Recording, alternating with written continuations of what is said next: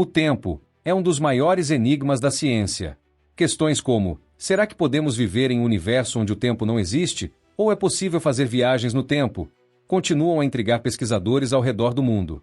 No entanto, uma dúvida em particular me desperta a curiosidade. E se o momento em que nascemos, vivemos e morremos já estivesse predeterminado, como um enredo que já existe no espaço-tempo? Vamos nos aprofundar no verdadeiro mistério do tempo. E quem sabe, isso faça você repensar tudo o que você sabe sobre a nossa existência.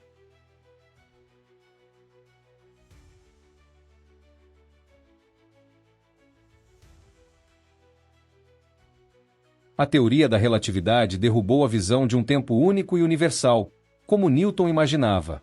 Em vez disso, cada um de nós possui uma percepção única do tempo, um tipo de relógio pessoal que nos impulsiona continuamente para frente, em direção ao futuro.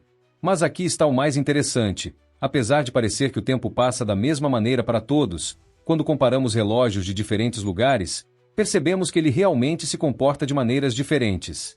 Isso ocorre porque a gravidade afeta o espaço ao nosso redor, fazendo o tempo se expandir. E, além disso, a velocidade com a qual nos movemos também tem influência sobre essa distorção, o que se torna ainda mais evidente quando estamos próximos à velocidade da luz. Agora, o mais intrigante é que as equações da física não prevêem que o tempo deva sempre fluir em uma única direção. Mas então, por que nós, seres humanos, temos a sensação de que ele vai do passado para o futuro? Imagine o seguinte: um copo de vidro cai e quebra, mas nunca vemos os pedaços se remontarem automaticamente. O gelo derrete na temperatura ambiente, mas nunca assistimos a água líquida se solidificar espontaneamente. O passado é algo que já se foi, o presente é o que estamos vivendo agora, e o futuro, esse ainda está por vir, sem que tenhamos uma recordação dele. Tudo isso nos faz acreditar que o tempo tem uma direção única, que ele flui de maneira linear. No entanto, segundo as leis da relatividade, essa ideia pode estar completamente errada. O tempo não se move de maneira contínua como imaginamos. Ele faz parte de um imenso bloco de 4 dimensões, o espaço-tempo. Para entender isso, imagine o espaço-tempo como uma enorme folha de papel. Cada página dessa folha representaria um momento no tempo, um agora para um observador específico. O que chamamos de passado, presente e futuro nada mais são do que diferentes páginas dessa mesma folha. E aqui está a parte mais surpreendente. Se conseguíssemos olhar para o espaço-tempo de uma perspectiva global, veríamos toda a nossa vida já escrita ali, do início ao fim. O mesmo aconteceria com a história do universo, a formação das estrelas, o ciclo da vida do Sol, o início e fim da humanidade. Tudo isso já estaria registrado nesse grande bloco imutável do espaço-tempo. Se isso for verdade, nos leva a questionar: realmente temos liberdade para escolher nossos caminhos? Ou será que estamos apenas vivenciando um filme cósmico, com nosso destino já determinado, cena por cena, sem poder alterá-lo? O tempo é um conceito fascinante, cheio de mistérios.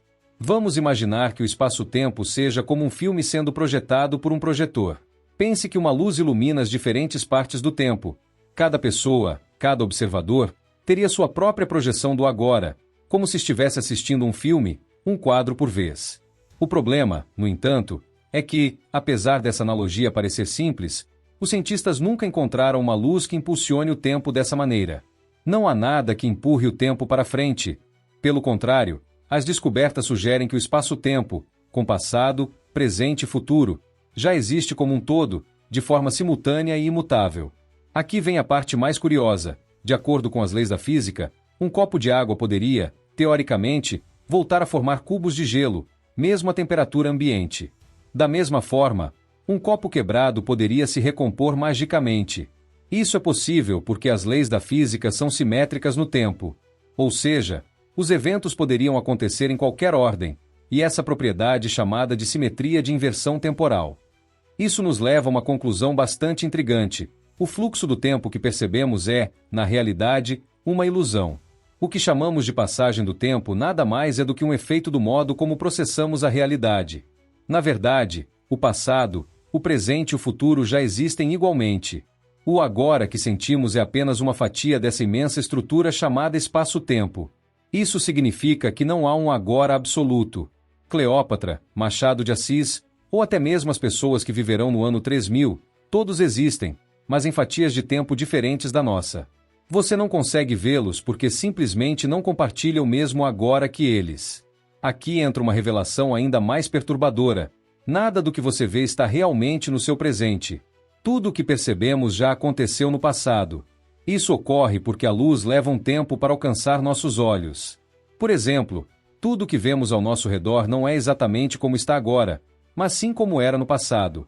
Isso acontece porque a luz, que carrega as imagens dos objetos até nossos olhos, leva um tempo para percorrer a distância entre eles e nós. Por exemplo, a imagem deste vídeo já chega com um pequeno atraso, menor que 1 bilionésimo de segundo.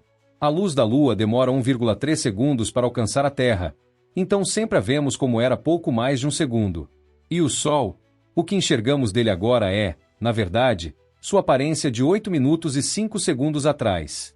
Quanto mais longe um objeto estiver, mais tempo sua luz leva para chegar até nós. Se olharmos para uma galáxia distante, estamos vendo como ela era milhões ou até bilhões de anos. Para enxergar o universo exatamente como ele é neste instante, precisaríamos esperar que a luz de todos os lugares chegasse até aqui, o que poderia levar trilhões de anos.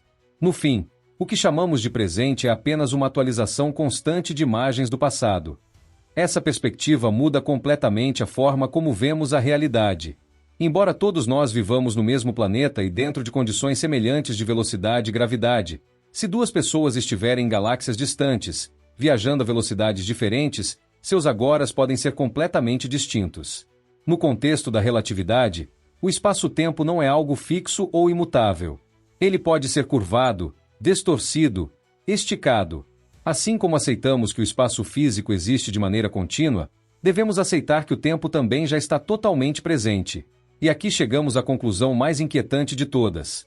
Todos os eventos da nossa vida, nascimento, crescimento, morte, já estão fixados em pontos específicos do espaço-tempo.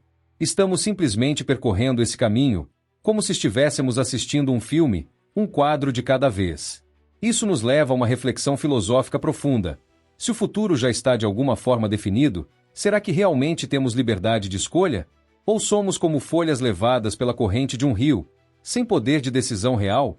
Se conseguíssemos observar esse rio de fora, poderíamos ver o início e o fim de sua trajetória, como se assistíssemos a um filme que já foi filmado e editado, com todos os eventos já definidos. Essa ideia de um futuro já gravado foi abordada de maneira fascinante no filme Interestelar. Nele, o passado não desaparece, e o futuro também continua existindo, mesmo que ainda não tenhamos chegado lá. O amanhã, de certa forma, já está lá. A diferença é que simplesmente não conseguimos acessá-lo ou nos lembrar dele, como se ele fosse uma parte de uma realidade ainda não percebida. Agora surge outra questão importante. É possível prever o futuro? O destino já estaria predeterminado? De acordo com a física clássica de Newton, o universo funciona como uma grande máquina de relógio, regida por leis imutáveis. Se soubermos todas as condições iniciais de um sistema, podemos prever com precisão o que acontecerá a seguir. Em um mundo puramente newtoniano, o futuro seria simplesmente uma consequência inevitável do presente.